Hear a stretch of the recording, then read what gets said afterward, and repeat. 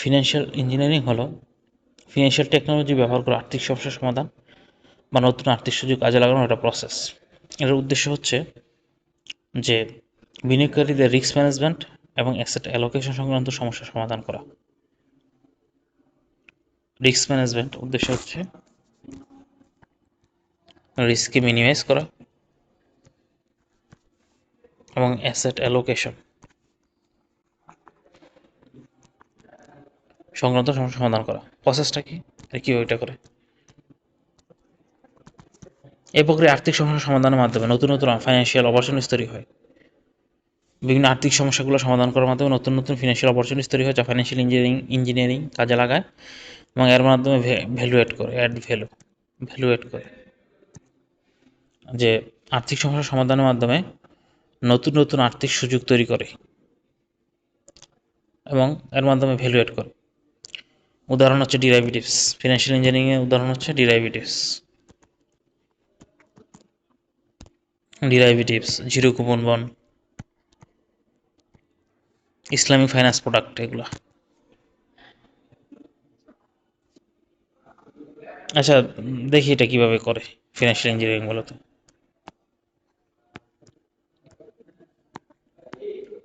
Zero coupon বন্ডটা কি? যে প্রচলিত বন্ডের মতোই, জাস্ট জিরো কুপন বন্ডে কোনো পর্যায়ক্রমিক কুপন বা সুদ প্রদান করা হয় না।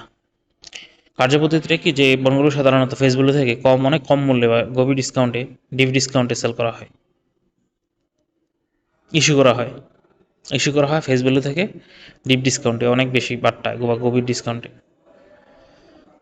ম্যাচ শেষে বিনিয়োগকারী সম্পূর্ণ ফেস ভ্যালু ফেরত পান। ডিসকাউন্টের বা বাট্টাই হলো বিনিয়োগকারী আয় বা রিটার্ন, ডিসকাউন্টটাই। এখন দেখা গেল যে জিরো কুপন বন্ড বা জিরোস পোর্টফোলিও রিটার্নটাকে নিশ্চিত করতে, জটিল রিস্ক হেজিং করতে এবং সিনথেটিক ইনস্ট্রুমেন্ট তৈরি করতে ব্যবহৃত হয়। সিনথেটিক ইনস্ট্রুমেন্টটাকে পরে আসতেছে। ট্রেজারি বন্ড, এটা সবচেয়ে পরিচিত। বন্ড স্ট্রিপিং এর মাধ্যমে এটা করা হয়। মিউনিসিপ্যাল বন্ড, এতে বিনিয়োগকারী কর সুবিধা পায়, আর কর্পোরেট বন্ডে কোম্পানিগুলো যেগুলো ইস্যু করে, যেমন স্ট্যান্ডার্ড চার্টার্ড ব্যাংক ইস্যু করছে জিরো কুপন কর্পোরেট বন্ড। আচ্ছা, আসি যে কেন আমরা ফিনান্সিয়াল ইঞ্জিনিয়ারিং করে নতুন নতুন আর্থিক সমস্যার সমাধান করি এবং নতুন নতুন কীভাবে সুযোগ তৈরি করি, নতুন নতুন আর্থিক সুযোগ তৈরি করা হয় কীভাবে, আর্থিক সুযোগ নতুন আর্থিক সুযোগে কাজে লাগানো হয়। প্রথমে আসি যে প্রচলিত বন্ডগুলোকে, যেগুলোতে কুপন বহন করে, এগুলোর কী কী ঝুঁকি থাকে। প্রথম হচ্ছে ইন্টারেস্ট রেট রিস্ক।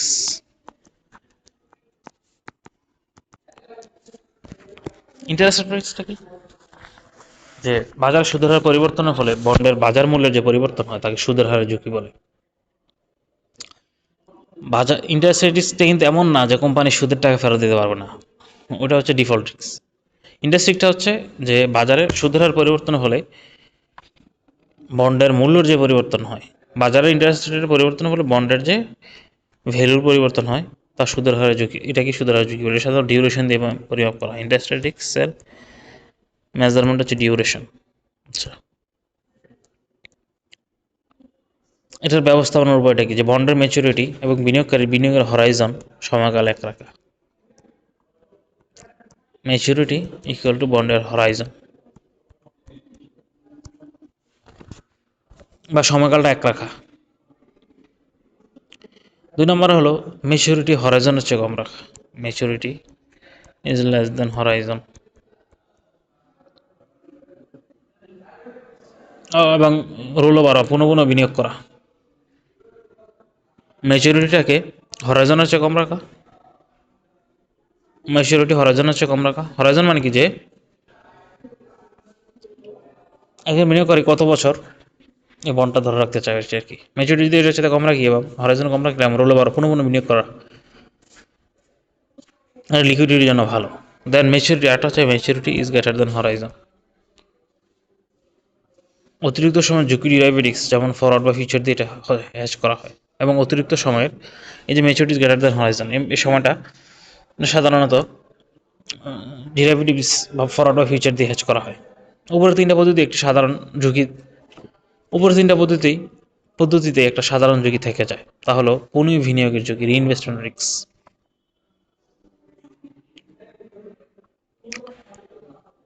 আমি যে তিনটা কাজই করি না কেন, ম্যাচুরিটি যদি বন্ডের হরাইজনের সমান রাখি, বন্ডের হরাইজনটাকে আমি যত পর্যন্ত বন্ডটাকে ধরে রাখতে চাই, যত বছর পর্যন্ত ম্যাচুরিটি হরাইজন। আরটা হলো ম্যাচুরিটির সাথে হরাইজনের সমান রাখলে সুবিধাটা কি, ম্যাচুরিটির সাথে আমি ফেস ভ্যালুই ফেরত পাবো, তাহলে বন্ডের মূল্য, বাজার মূল্য পরিবর্তন হোক আর যা হোক, তাতে আমার কিছু যায় আসে না, আমি ফেস ভ্যালুতে ফেরত পাবো। এটা একটা ঝুঁকি ব্যবস্থাপনা কৌশল। আরেকটা হতে পারে যে maturity is less than Horizon. তার মানে আমি বন্ডটা 1 বছর পরে টাকা ফেরত দেবে, কিন্তু আমি বন্ডটা বিক্রি করতে চাচ্ছি 2 বছর পরে, সেক্ষেত্রে 1 বছর পর আমি টাকাটা ফেরত পেয়ে যাব, ফেস ভ্যালু ফেরত পাবো, এবং আবার এটাকে বিনিয়োগ করব, তাহলে আমার আবার বিনিয়োগ করব, ঠিক আছে। এভাবে করে আমি আমার হরাইজনটাকে ফিল আপ করবো, হরাইজন পর্যন্ত আমি ইনভেস্টমেন্টটা করবো। দেখা গেল ম্যাচুরিটি ফেস ভ্যালু ফেরত পাইলে বাজার মূল্য পরিবর্তন আমার কোনো সমস্যা নেই।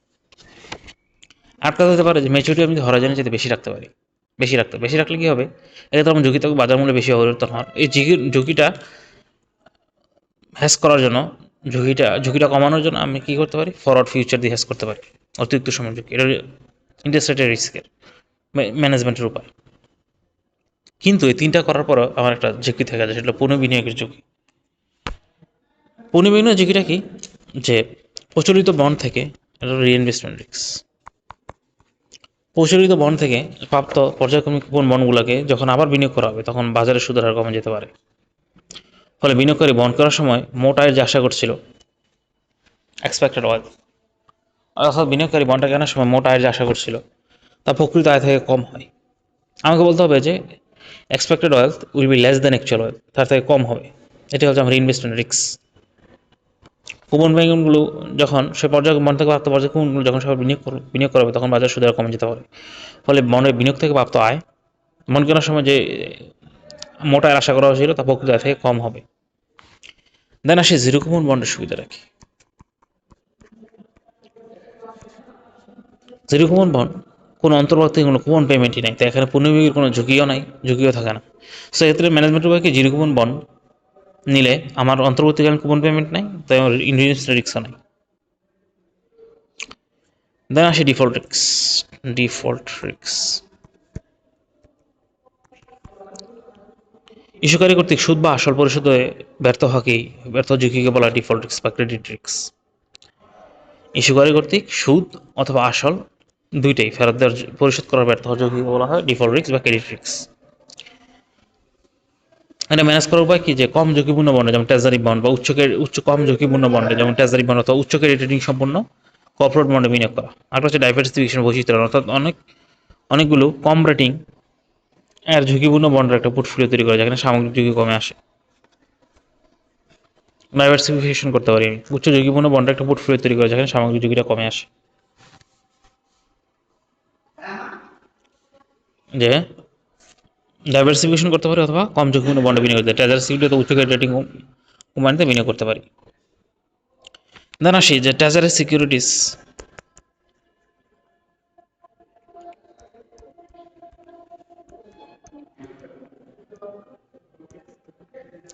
কিভাবে এই দুটি ঝুঁকি আছে, সুদের হারের ঝুঁকি এবং খেলাপি ঝুঁকি, দুটাকে কিভাবে সমাধান করে।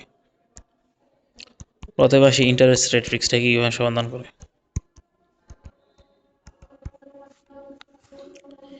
ট্রেজারি বিভিন্ন মেয়াদের হয়, বিনিয়োগকারী তার হরাইজনের সাথে ম্যাচুরিটিটা মিলাতে পারে।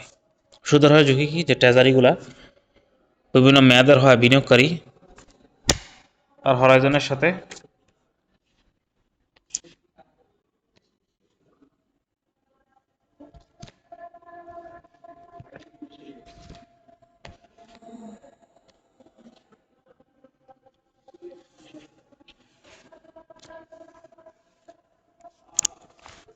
ট্রেজারিগুলো বিভিন্ন মেয়াদের হয়, বিনিয়োগকারী তার হরাইজনের সাথে ম্যাচুরিটিটা মিলাতে পারে। খেলাপি ঝুঁকিটা কি, যে সরকার কর্তৃক ইস্যু হয়, এর খেলাপি হওয়ার সম্ভাবনা পায় শূন্য।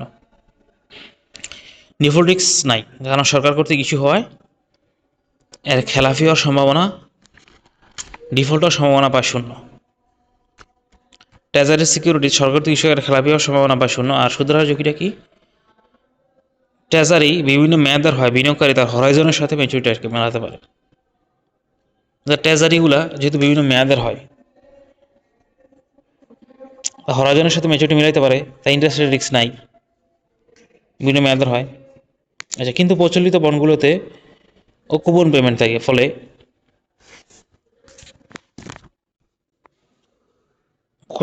কুপন পেমেন্টও থাকে, ফলে ট্রেজারি বন্ডের সুদের হার, মানে প্রচলিত ট্রেজারি বন্ডগুলোতে কুপন পেমেন্ট থাকে। তার মানে কি, যে আমি যদি ট্রেজারি বন্ড নেই, কুপন পেমেন্ট যদি থাকে, তাহলে দেখা গেল আমার বিভিন্ন মেয়াদের থাকে, তাহলে আমার সুদের হার ঝুঁকিটা কমলো। ডিফল্ট ঝুঁকি মুক্ত হলে কিন্তু পুনর্বিনিয়োগের জিনিস থাকে এবং ক্রয় ক্ষমতা ঝুঁকিও থাকে, পারচেজিং পাওয়ার রিস্কও থাকে। এখন কিভাবে আমার, আচ্ছা, ট্রেজারি বন্ডে রিইনভেস্টমেন্ট রিস্কটাও থাকে। এই রিইনভেস্টমেন্টটা দূর করার জন্য আমাকে জিরো কুপন বন্ড বা বন্ড স্ট্রিপিং করা হয়, বন্ড স্ট্রিপিংয়ের মাধ্যমে করা হয়। অর্থাৎ আমার যদি জিরো কুপন বন্ড নেই, তাহলে একদম সম্পূর্ণ ঝুঁকিমুক্ত, রিইনভেস্টমেন্ট রিস্ক নাই।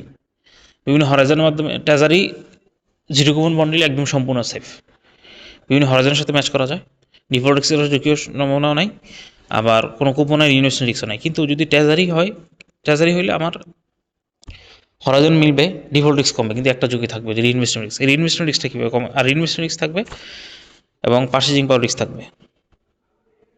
কিন্তু যে কোনো ট্রেজারি বন্ড হোক, সেক্ষেত্রে আমার দুইটা ঝুঁকি থাকবে। একটা হচ্ছে যদি যদি আমার জিরো কুপন হয়, তাহলে আমার একটা ঝুঁকি থাকবে, শুধুমাত্র পারচেজিং পাওয়ার রিস্ক, সময়ের সাথে অতর ভ্যালু কমে যেতে পারে।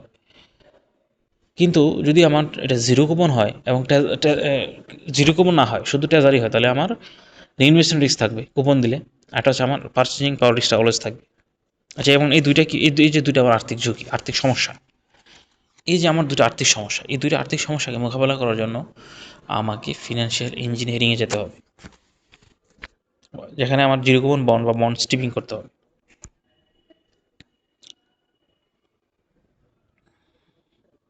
এবার আসি যে জিরো কুপন বন্ড বা জিরোস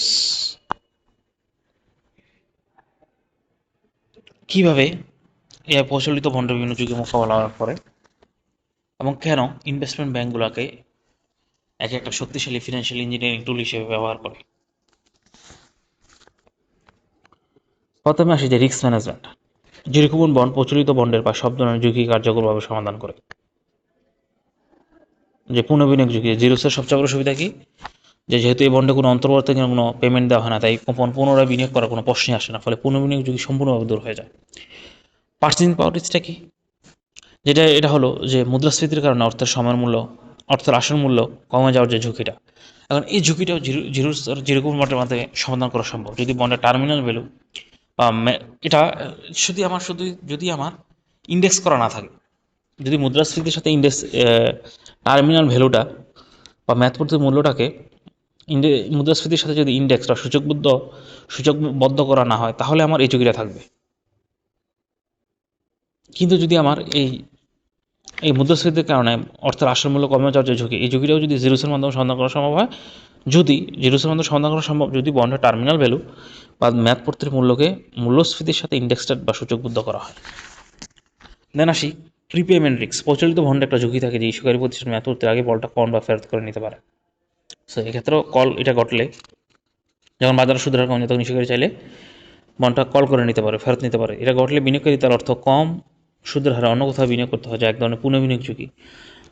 যদি কল বা প্রিপেমেন্ট রিস্ক কল করে ফেলে, তাহলে আমাকে কম সুদের হারে অন্য কোথাও বিনিয়োগ করতে হয়, যেটা পুনর্বিনিয়োগ ঝুঁকি তৈরি করে। জিরো সেটা কীভাবে করে? জিরো বন্ডগুলো সাধারণত নন কলেবল ট্রেজারি বন্ড থেকে তৈরি করা হয়। তো জিরো তৈরি করা হয় নন কলেবল ফিনান্সিয়াল ইঞ্জিনিয়ারিংয়ের মাধ্যমে। যে জিরোসগুলো তৈরি করা হয়, সেগুলো করাই হয় যে নন কলেবল ট্রেজারি বন্ড থেকে, অর্থাৎ এই মেয়াদপূর্তির আগে ফেরত নেওয়ার কোনো সুযোগই থাকে না, ফলে কল রিস্ক বা ঝুঁকি দূর হয়। সো যদি একজন বিনিয়োগকারী তার বিনিয়োগের হরিজনের সাথে মিলিয়ে সঠিক ম্যাচুরিটির জিরো কুপন বন্ড বিনিয়োগ করেন, তবে একই সাথে সুদের হারের ঝুঁকি পুনর্বিনিয়োগের ঝুঁকি খেলাপি ঝুঁকিতে মুক্ত করতে পারেন। অর্থাৎ সুদের হারের ঝুঁকি মোকাবেলার একটাই উপায় যে হরিজনের সাথে ম্যাচ করে নেওয়া জিরোর ক্ষেত্রে। আর automatically zero coupon bond reinvestment ঝুঁকি দূর করে। আর পার্সেন্টেজ পাওয়ার রিস্কটা দূর করে কীভাবে, যদি ইন্ডেক্সটা সুযোগবদ্ধ করা হয়, প্রিন্সিপাল ভ্যালুটা বা টার্মিনাল ভ্যালুটা, মেয়াদ পূর্তির ভ্যালুটা। আর কল রিপেমেন্ট রিস্কটা দূর করা কীভাবে, যে জিরো কুপন বন্ড কিন্তু কল রিপেমেন্ট রিস্ক তৈরি করে না, কিন্তু যেগুলা ফাইন্যান্সিয়াল ইঞ্জিনিয়ারিং মাধ্যমে যে জিরো কুপন বন্ডগুলো তৈরি করা হয় সেগুলা আমার অটোমেটিক্যালি নন কলেবল বন্ডের উপর তৈরি করা হয়। অর্থাৎ এগুলো মেয়াদ পূর্তির আগে ফেরত নেওয়ার সুযোগই থাকে না, ফলে কল রিস্ক ঝুঁকি ঝুঁকি দূর হয়। একজন বিনিয়োগকারী তার বিনিয়োগের হরিজনের সাথে মিলিয়ে সঠিক ম্যাচুরিটি জিরো কুপন বন্ডে যাতে আদায় থেকে উৎপন্ন বিনিয়োগ করে, তবে একই সাথে সুদের হারের ঝুঁকি এবং পুনর্বিনিয়োগ ঝুঁকি ডিফল্ট রিস্ক থেকে একদম মুক্ত। তারপর আবার জিরোসের একটা সুবিধা হলো এটা ট্যাক্স সুবিধা এবং ইনভেস্টমেন্ট ব্যাংকে আরবিট্রেজ করার সুযোগ। ট্যাক্স ডিফার, অর্থাৎ জিরো কুপন বন্ড কোনো সুদ প্রদান করে না, কুপন প্রদান করে না, তাই বিনিয়োগকারীকে প্রতি বছর ট্যাক্সও দেওয়া লাগে না সুদের উপরে। ট্যাক্স শুধুমাত্র অর্জিত আয়ের উপর একবার প্রযোজ্য হয়। আবার যেহেতু মেয়াদ পূর্তিতে আমি ডিসকাউন্টের সুদ আমি অন্তর্বর্তীকালীন পাচ্ছি না, অন্তর্বর্তীকালীন সুদ পাচ্ছি না, তাই শুধুমাত্র যখন মেয়াদ পূর্তি হয় তখন শুধু একমাত্র এই ট্যাক্সটা প্রযোজ্য হয়, ট্যাক্স ডিলে করা যায়। মানে আমি অর্থাৎ আমি কী করতে, আমি যদি অন্তর্বর্তীকালীন সময় সুদটা পেতাম তাহলে আমাকে যে ট্যাক্সটা দিতে হইতো ওই ট্যাক্সটা আমি না দিয়ে এটা আমি এখন পুনরায় বিনিয়োগ করতে পারবো। অর্থাৎ এখানে আমার মেয়াদ পূর্তি পর্যন্ত বিনিয়োগ করতে পারি, এটাকে বলা ট্যাক্স ডেফারেল।